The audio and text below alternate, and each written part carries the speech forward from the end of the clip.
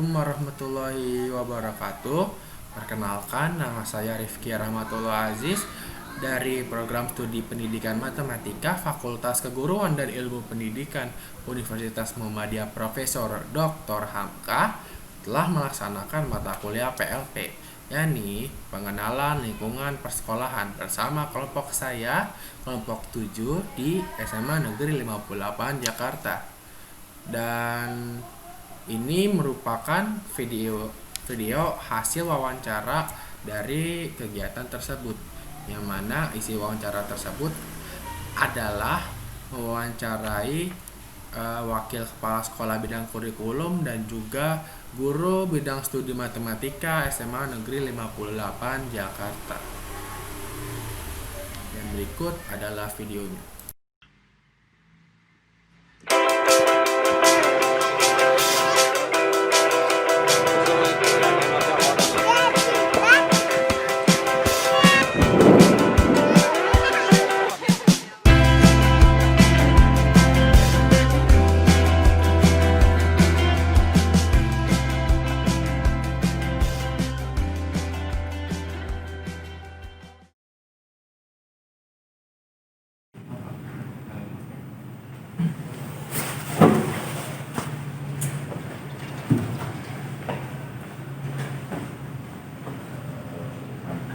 Assalamualaikum warahmatullahi wabarakatuh. Waalaikumsalam warahmatullahi wabarakatuh. Ya, perkenalkan kami dari Universitas UMK ingin melakukan observasi kan dalam PLP atau pengenalan lingkungan persekolahan, yang mana kita di sini tujuannya untuk mengetahui bagaimana sih kehidupan sekolah itu seperti apa. Sebelumnya mungkin tak kenal maka tak sayang ya Pak. Oke banget.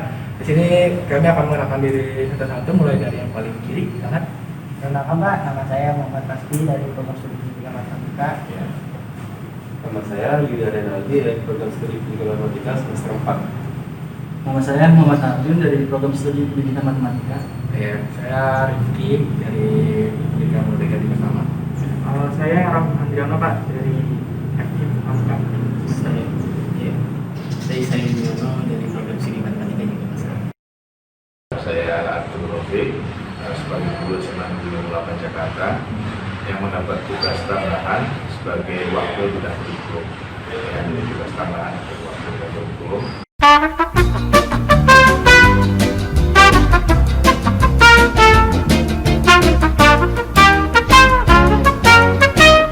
Terkait dengan adanya pandemi ya COVID-19, kemudian akhirnya sekolah-sekolah di Jakarta baik negeri maupun swasta ya tentunya bersandar terdiri dari kebijakan Dinas Pendidikan Pemprov DKI.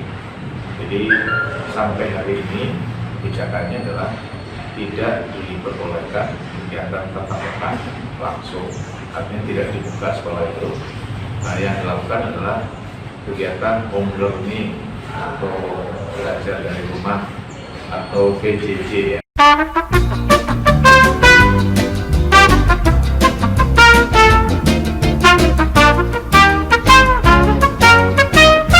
Kendalanya ada ya, karena kita tidak mempersiapkan dari awal ya, tentang kegiatan PJJ. Jadi ketika bulan ketiga kalau tanggal 18 diterapkan PSBB, kemudian akhirnya sekolah harus off, melaksanakan dari jarak jauh. Kita melaksanakannya ya mungkin tidak terlalu berseragam ya, tidak terlalu sama antara guru satu dengan lain. Mereka punya kemampuan IT yang berbeda-beda. Guru yang senior biasanya tidak terlalu banyak, ya kan? Nah, akhirnya ini menjadi problem tersendiri. Cuman pada saat itu yang penting sesuai dengan arahan dari aturan yang ada di Kemendikbud bahwa ketika pembelajaran jarak jauh ditetapkan tidak ada tuntutan harus menuntaskan kurikulum. Nah, sehingga mungkin dari sisi kedalaman materi teman-teman juga mungkin tidak terlalu bisa sampai dalam ya, karena keterbatasan waktu dan juga cara memahami anak-anak itu kalau dilakukan secara mandiri kan lebih sulit ya, lebih sulit. Nah, kemudian dari pengalaman kurang lebih 3 bulan di semester genap, akhirnya untuk semester 1 ini, semester ganjil, itu kita lebih siap.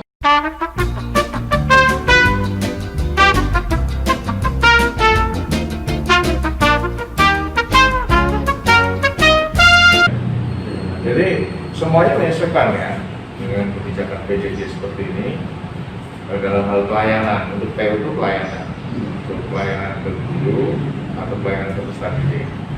Nah, kalau dulu terkait dengan misalkan pengisian data kode, ya kan, guru-guru di sekolah itu kan semuanya harus terdaftar dalam data kodenya.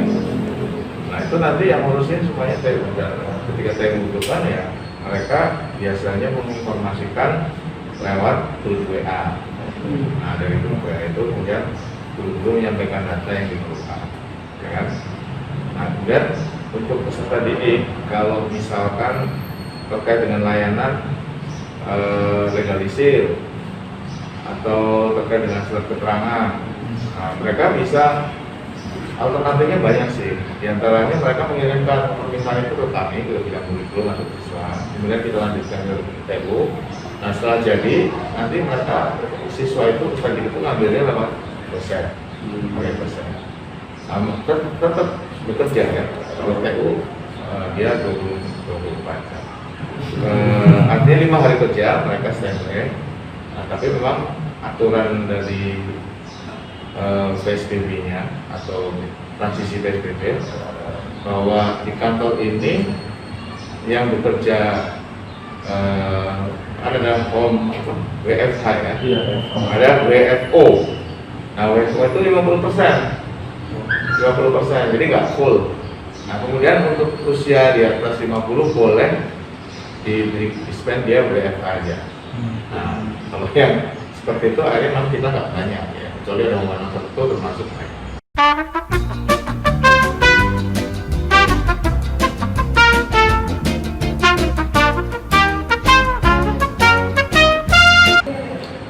Terkait dengan pelaksanaan sekolah, kita hanya memindahkan saja tentang pelaksanaan kebijakan aturan yang tadinya di sekolah pada saat jadwal KPM itu juga berlaku di rumah mereka masing-masing ya.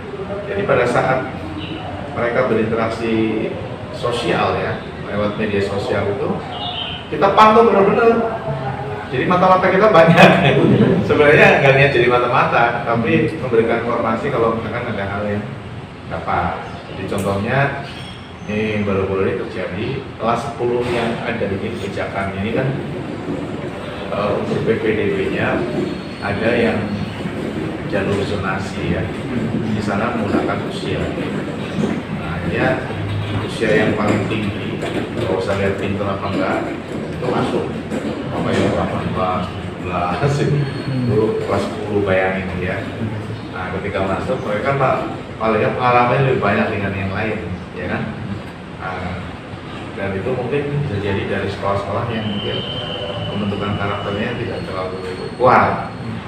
Akhirnya dari grup-grup kelas yang itu biasanya tidak terjadi. Saya nggak tahu sih kalau tidak ada pantauan guru. Nah mereka punya grup-grup yang selain ada gurunya, ada juga grup yang tidak ada gurunya.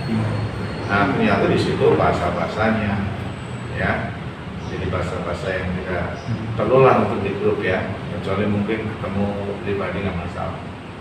Bahkan di acara Google Meeting sekolah itu sudah di chattingnya itu sudah menulis kata-kata yang sebenarnya nggak pantas. Itu kelas 10 kita ngalami yang seperti itu. Nah benar. Tiba-tiba ada yang lapor, Pak kalau kayak gini kena sanksi nggak dari sekolah? Nah mereka ternyata mengirimkan stiker-stiker yang berbau pornografi. Itu kelas 10. Nah kita telusuri, diantaranya ada anak yang usianya lumayan, usianya 17 ke atas. Jadi bayangin itu ya, kita hadapi tantangan seperti itu.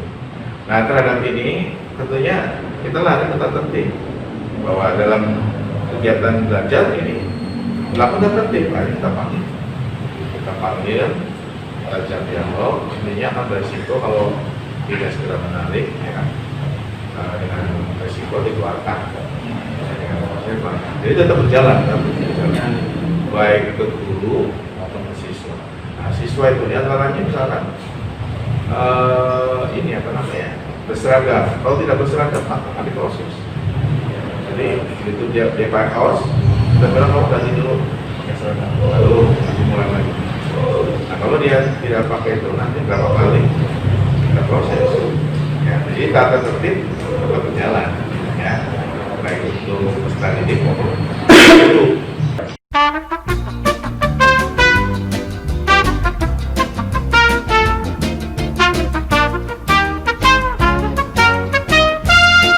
Terkait dengan kegiatan yang sifatnya seremonial ya, seperti upacara atau mungkin peringatan hari-hari besar agama atau nasional ya. Di sebelumnya kita selalu terlibat dalam kegiatan itu karena sudah kita programkan. Yang kedua, edaran dari dinas, misalkan upacara hari pendidikan nasional, sekolah harus mendapatkan itu. Ini nanti ada surat edarannya, kita menyelenggarakan. Ya. Hari guru, misalkan, kita menyelenggarakan. Nah, kalau sebelum pandemi nggak ada masalah, artinya itu kita laksanakan dengan baik lah, dengan baik, punya pada depan tahapan. Nah, pada saat awal kita menerapkan PJJ seperti ini, kemudian kita terus terang aja mengalami kesulitan di dalam melaksanakan kegiatan yang sifatnya seremoni dan melibatkan orang yang banyak. Kalau orang sedikit nggak masalah, misalkan hanya sekedar rapat Zoom gitu ya. Kalau untuk berapa puluh orang itu masih bisa lah ya, nggak terlalu kacau di monitor HP maupun laptop kita. Tapi kalau udah banyak, udah deh aturannya sulit. Nah, pada saat kelas 12 itu selesai, kemudian ada acara pelepasan. Itu ada 288 ya, ditambah orang tua berarti kali 4-nya ini ya. Nah itu kalau menggunakan, jadi Dinas Pendidikan DKI itu sudah memberikan akun Google Sheet gratis. Jadi katanya sih gratis. Ya, saya nggak tahu perhitungan gratis itu gimana. Tetap ada internet kan? Iya. Nah itu partisipannya hanya 250. Kalau kita pakai Zoom kan harus berbayar dan dibatasi waktunya ya. Kalau misalkan gratis itu hanya 15. Nah kemudian kita selenggarakan, terbagi kita atur 2 host di ininya apa namanya, sebagai adminnya ya maksudnya. Nah ternyata tidak mudah, yang ada suaranya bergaung-gaung induksi ya. Jadi jadi di mana-mana akhirnya emang nggak jelas. Jadi acara itu jadi kurang bermakna, kendalanya seperti itu.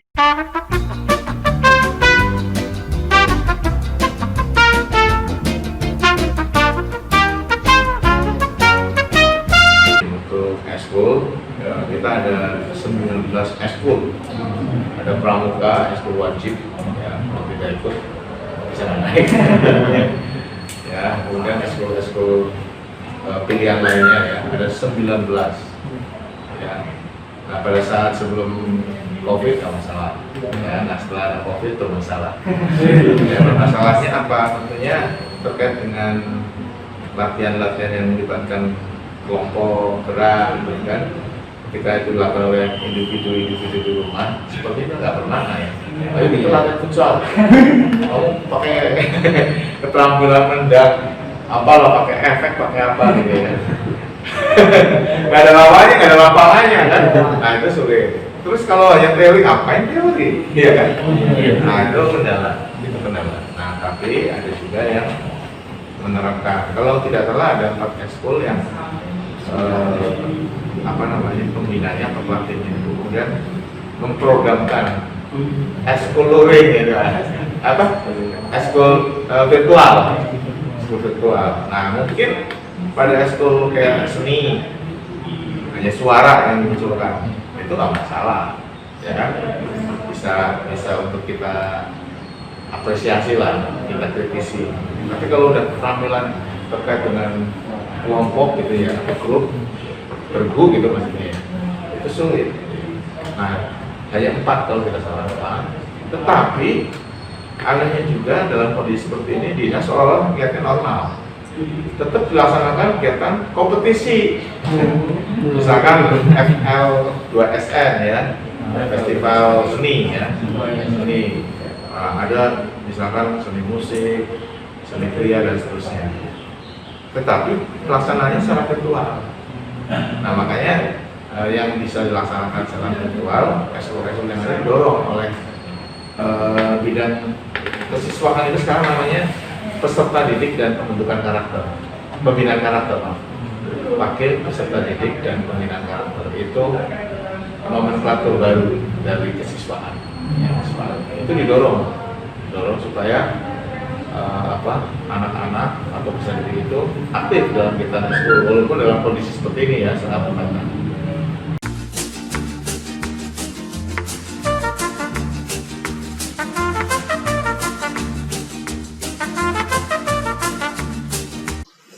Kalau secara secara kedinasan memang tidak boleh ada tatap muka ya. Jadi istilahnya kita harus tatap maya. Kita biasa menggunakan Gmeet ya. Kemudian kita lakukan di situ untuk terutama karena matematika itu harusnya gurunya yang bergerak, bukan kita ngasih PPT atau apa. Tapi kita merekam diri gitu. Kita merekam diri, kemudian kita share ke grup, kemudian kita masukkan ke Google Classroom. Mungkin itu yang saya lakukan selama ini ya, gitu.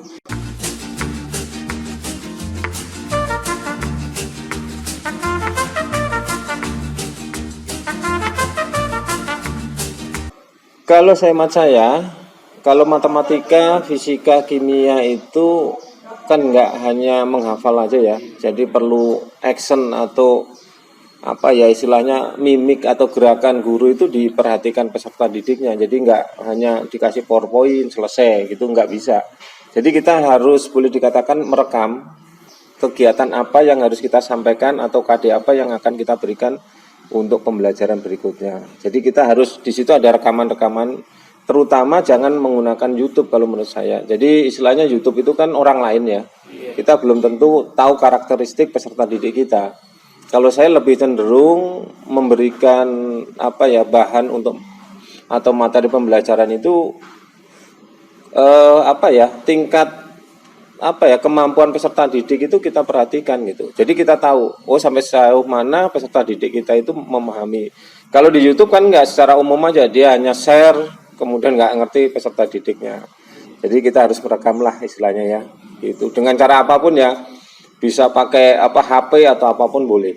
Ya yang penting gurunya itu kelihatan bahwa menjelaskan itu di papan tulis kita rekam gitu. Berarti kita harus ada pakai tripod atau enggak teman kita yang merekam supaya gerakan kiri kanannya biar kelihatan tulisan kita.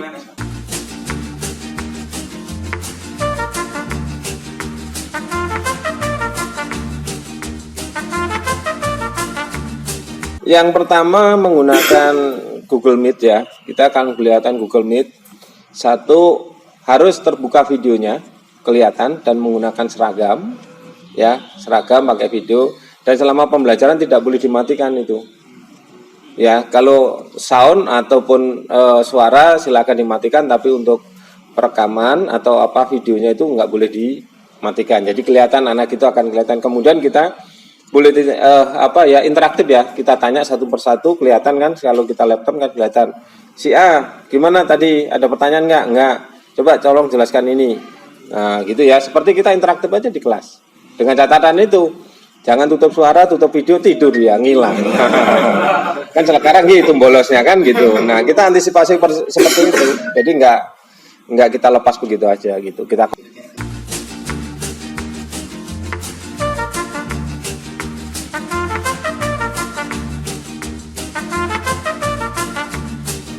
kalau di 58 hari belajarnya 6:30 itu tidak ada yang kayak anak SD ya. Baru dulu rapi, cuci tangan itu enggak.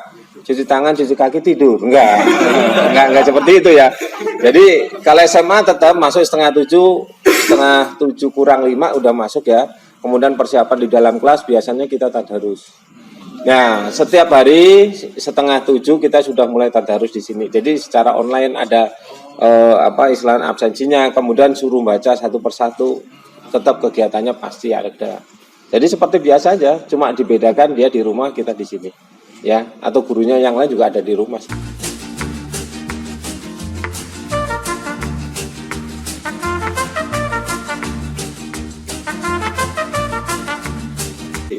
Ya, ya sebetulnya sama sih, tata tertib sama dengan keseharian ini sama. Yang pertama, tidak boleh terlambat kalau mau join, ya kan? Kalau 5 menit berarti catatan, berarti kalau belum join minimal 10 menit sebelum pelaksanaan PJJ harus sudah masuk. Nah itu udah pertama itu. Yang kedua pakai seragam, ya kan? Dalam artian dilihat mukanya ya, secara ini secara tidak kita boleh dikatakan rencanakan.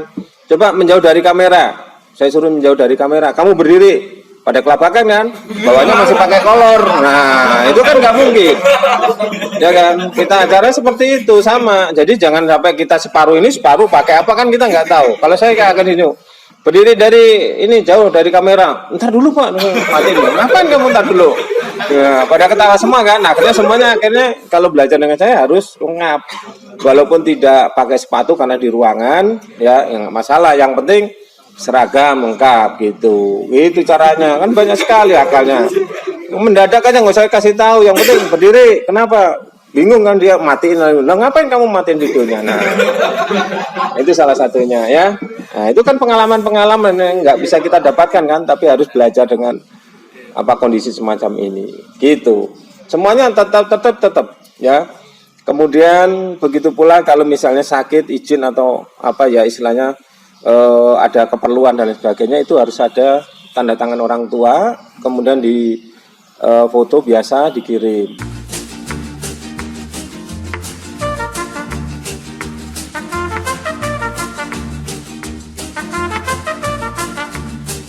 Sebenarnya GMP DKI kan sudah mengeluarkan namanya boleh dikatakan materi-materi esensial. Jadi yang agak dalam itu nggak dipelajari. Dan yang kedua, kita itu targetnya bukan selesai kurikulum. Gitu. Kita itu targetnya yang penting kurikulum ini istilahnya kompetensi dasarnya ya, kompetensi dasarnya itu harus kelar semuanya enggak. Tapi di situ dicari yang istilahnya bisa diterima. Contohnya kayak dimensi 3. Gimana jelasinya kalau nggak di ini? Kan susah juga dimensi 3. Nah, itu hanya dasarnya misalnya jarak titik ke titik maksudnya apa dan lain sebagainya. Kita berikan contoh. Kalau sudah masuk yang agak dalam mungkin kita kurangi materinya. Itu namanya materi esensial. Jadi yang menjadi dasar itu yang kita berikan. Untuk materi yang lainnya tingkat kesulitannya lebih tinggi itu nggak kita berikan. Itu nanti berkembang lagi aja lah. Dalam artian selama dia masih pandemi ya minimalnya seperti itu nantinya, minimalnya itu. Iya. Iya, kalau saya kan langsung biasa saya kan di rumah menggunakan tripod ya, ada whiteboard gitu. Misalnya saya tanya, misalnya ada yang nanya langsung nomor berapa ini, saya ini virtual langsung, jadi nggak ada rekamlah dulu, nggak langsung aja saya tripod, ini saya terangin gitu, jadi semua ngelihat semuanya kan, gitu. Makanya matematika kan nggak mungkin kasih PPT atau enggak gitu kan, iya, ya kan.